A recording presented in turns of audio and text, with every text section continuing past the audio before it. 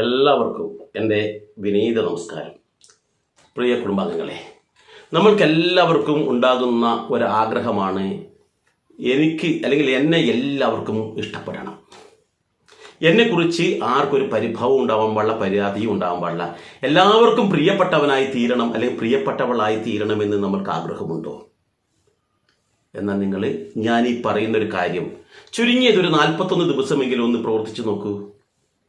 നിങ്ങളുടെ ആ ഒരു മാനസികാവസ്ഥയുണ്ടല്ലോ, അത് പൂർണ്ണമായിട്ട് മാറുകയും ചെയ്യും.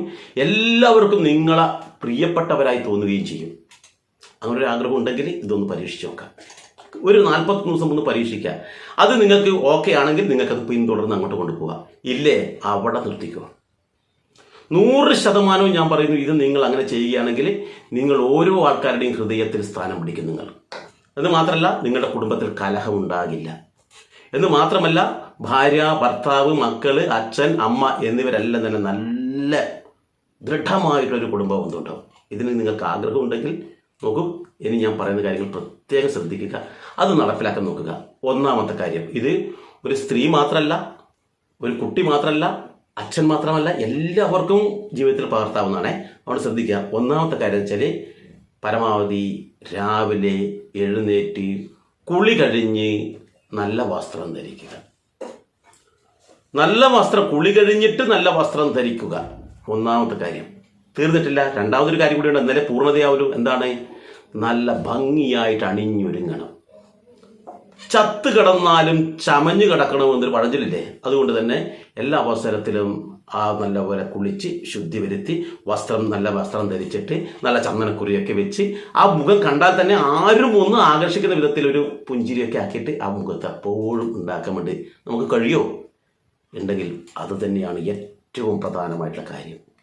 ഇനി അടുത്തതോ, ആരോട് സംസാരിക്കുമ്പോഴും ആരോട് ഇടപഴകുമ്പോഴും നമ്മുടെ മനസ്സിലുള്ള എല്ലാ ചിന്തകളും മാറ്റി വെച്ചുകൊണ്ട് ചിരിച്ചും കൊണ്ട് സംസാരിക്കാൻ പഠിക്കുക.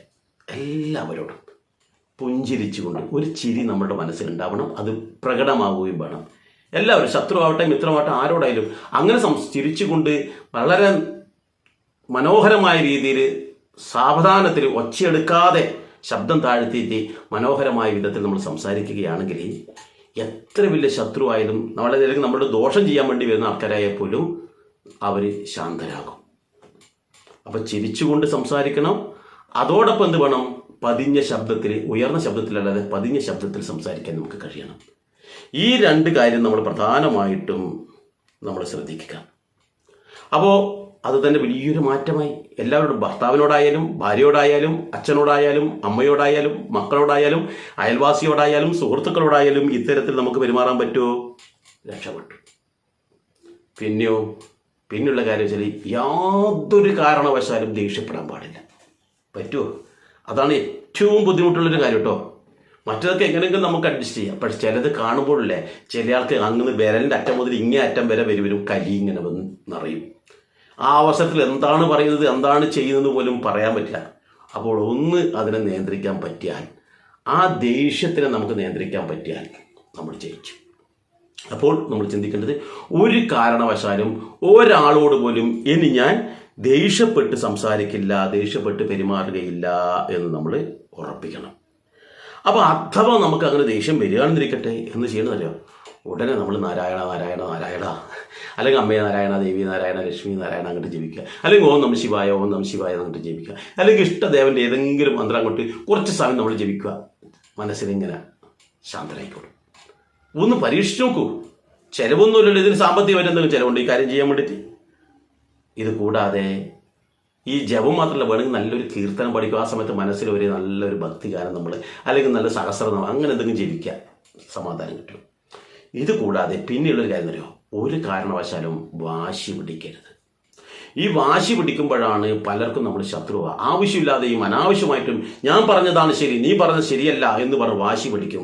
അപ്പം ഞാൻ പറഞ്ഞത് എനിക്ക് എന്തായാലും എനിക്ക് കിട്ടണം, നിങ്ങൾ ഇതിന് എന്ത് തീരുമാനിച്ചാലും എൻ്റെ കാര്യം എനിക്ക് നടന്നേ പറ്റൂ എന്ന വിധത്തിൽ നമ്മൾ വാശി പിടിക്കുന്നുണ്ടെങ്കിൽ അത് ഭർത്താവിനോട് ഭാര്യയും, ഭാര്യയോട് ഭർത്താവും, അച്ഛനോടും അമ്മയോടും മക്കളോടും സഹോദരിമാരോടും സഹോദരന്മാരോടും അയൽവാസിയോടും സുഹൃത്തുക്കളോടൊക്കെ ഈ വാശിയുണ്ടെങ്കിൽ അതും നമ്മുടെ നാശത്തിലേക്ക് എത്തും.